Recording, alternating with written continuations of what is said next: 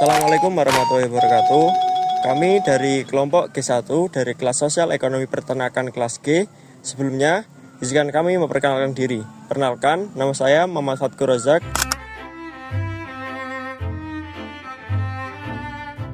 Perkenalkan, nama saya Andin Skardatu. Kenalkan, saya Anindya Zahra Kanianastiti. Perkenalkan, nama saya Albert Kelvin Namazianugraha. Perkenalkan, nama saya Teguh Rudy Ramadhani. Dan berikut hasil wawancara kami untuk memenuhi tugas praktikum mata kuliah Sosial Ekonomi Peternakan. Sebelumnya, Assalamualaikum warahmatullahi wabarakatuh. Waalaikumsalam warahmatullahi wabarakatuh. Di sini kami dari kelompok 1 kelas G dari mata kuliah praktikum ekonomi itu Pak. Kami mendapatkan tugas untuk survei ke peternak-peternak yang ada di sekitar kami, kira-kira mengenai bagaimana sih mereka mengelola industri ini gitu, tentang apa saja yang harus disiapkan untuk mengelola industri ini, mungkin dari awal kayak kandangnya itu bagaimananya. Nah, oleh sebab itu, untuk mengetahui lebih lanjut lagi apa yang perlu kami ketahui tentang dunia peternakan ini, kami sudah membuat beberapa pertanyaan. Yang pertama, kalau boleh tahu, peternakan ini kira-kira sudah berdiri sejak kapan, Pak? Ternak kami ini berdiri tahun 2019, dan pada waktu itu peternak ini kami awali dengan tidak sengaja sebenarnya, hanya ingin mendapatkan penghasilan, hanya itu aja, karena kami kan bekerja di Papua, sudah nggak kerasan. Nah, kalau nggak kerasan sana, siapa yang gaji saya kalau saya pulang kan gitu. Hanya ingin mencari pengganti gaji di sana, sehingga saya pulang harus menghasilkan, harus ada penggantinya. Sehari gini kira-kira berapa telur Pak yang diproduksi? Kalau saat ini ya, ayam yang sisa ini ya, yang tinggal 2.000, itu sehari itu dapat 11 kotak. 11 kotak itu 110 kilo ya. 12 kotak dapat rata-rata 16. 1 kilonya 16 ya. 16 kali 10 kali 11. Operasional Pak, kira-kira kalau untuk listrik itu? Listrik saya 1 bulan sekitar 200. Terus air ya sekitar 225, 225 sekitar 200-an lah 1 bulan. Pemberian pakannya itu manual atau otomatis? Manual. Jadi masih pakai tangan. Pakai Pak di sini? Pakan ini saya nggak pakai pakan pabrik, tapi pakan mentahnya pabrik saya campur.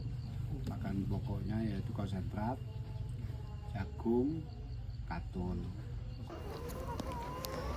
Gunung Sari Farm bertempat pada Jalan Raya Kelampok Kucur, Kecamatan Dau yang merupakan daerah dataran tinggi. Gunung Sari Farm berlokasi tidak jauh dengan pemukiman warga, namun untuk memasuki farm harus berjalan masuk ke bawah sekitar 4 meter.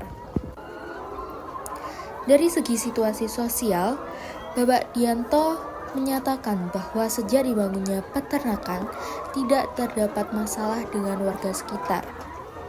Warga sekitar menerima adanya Gunung Sari Farm.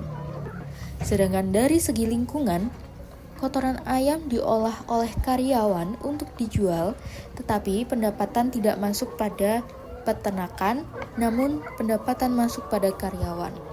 Hal ini juga menjadikan limbah tidak menumpuk serta tidak terdapat bau yang menyengat. Namun, pada Gunung Sari Farm, perlu diperhatikan kebersihan juga kerapian seperti kebersihan dari box penampungan air yang akan dialirkan sebagai air minum.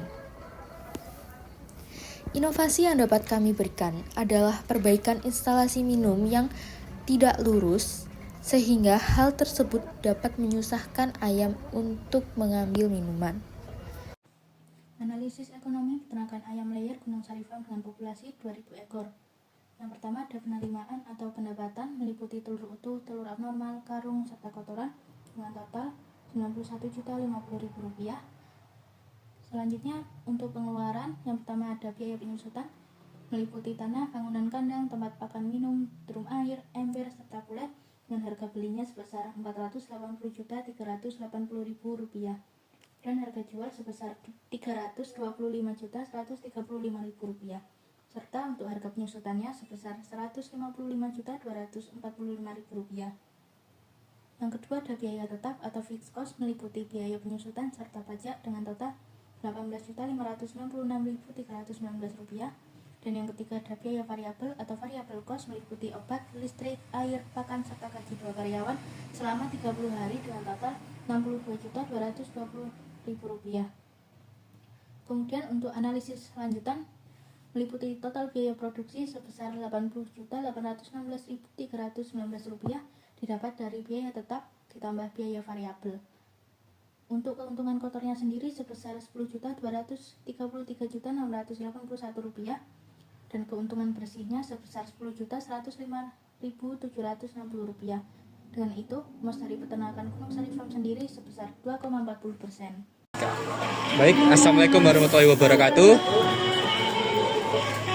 Pertama-tama terima kasih Mas kesempatannya udah meluangkan waktu buat kami boleh main ke peternakan ini. Mungkin yang pertama dari profil peternakan ini kalau boleh tahu berdiri dari tahun berapa ya? 2017. Terus untuk kapasitasnya ini berapa Mas kira-kira? Untuk kapasitas satu kandang ini 3.620 ya. Kalau keseluruhan? Kalau keseluruhan 9.600. 9.600. Ya. Terus kalau dengan populasi segitu itu jumlah telur yang dihasilkan gitu? Jumlah telurnya satu harinya dapat 550 kilo. 550 ya. Berapa lama ayam yang biasanya dipelihara sebelum diganti tuh Mas? 100 mingguan.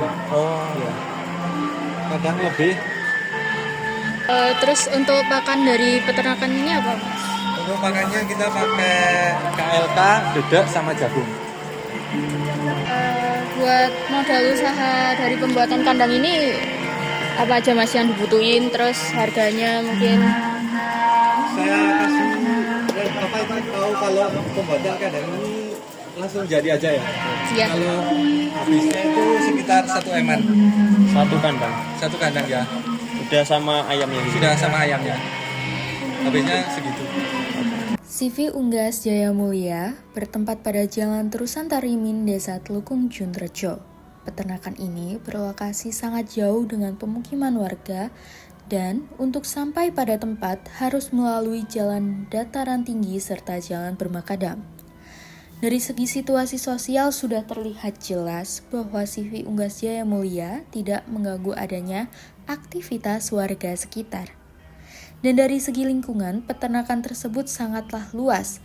Hal tersebut terlihat karena populasi ayam yang jauh lebih banyak. Keamanan pun lebih terjaga karena lantai berupa semen, tidak berupa kayu. Adanya instalasi minum juga terjaga kebersihannya, serta instalasi yang masih kokoh memudahkan ayam untuk mengambil air. Inovasi yang dapat kami berikan adalah di mana terdapat 3 lantai pada peternakan dan jalan untuk menuju ke bagian bawah sangatlah curam. Tetapi di sini hanya diberikan pegangan pada satu sisi saja. Maka inovasi yang dapat kami berikan adalah di mana pada tangga harus diberikan pegangan pada kedua sisi. Serta adanya alternatif baru untuk pengaman pada box pengambilan telur.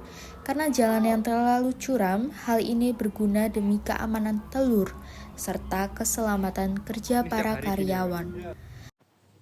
Analisis ekonomi peternakan ayam layer Unggas Jaya dengan populasi 9.600 ekor. Yang pertama ada penerimaan atau pendapatan meliputi telur utuh, telur abnormal, kotoran, serta karung dengan total Rp386.200.000. Selanjutnya untuk pengeluaran, yang pertama ada biaya penyusutan meliputi tanah, bangunan kandang, tempat pakan minum, perlengkapan kantor, drum air, ember, pulet, serta CCTV dengan harga beli sebesar Rp4.321.960.000 dan harga jual sebesar Rp3.854.120.000 serta untuk harga penyusutan sebesar Rp467.870.000. Yang kedua ada biaya tetap atau fixed cost meliputi biaya penyusutan serta pajak dengan total Rp19.760.556. Yang ketiga ada biaya variabel atau variable cost, meliputi obat, listrik, air, wifi, pakan, dan gaji karyawan sebanyak 3 selama 30 hari atau 1 bulan dengan total Rp175.900.000. Kemudian ada analisis lanjutan dengan total biaya produksi sebesar Rp195.660.555 didapat dari biaya tetap ditambah dengan biaya variabel.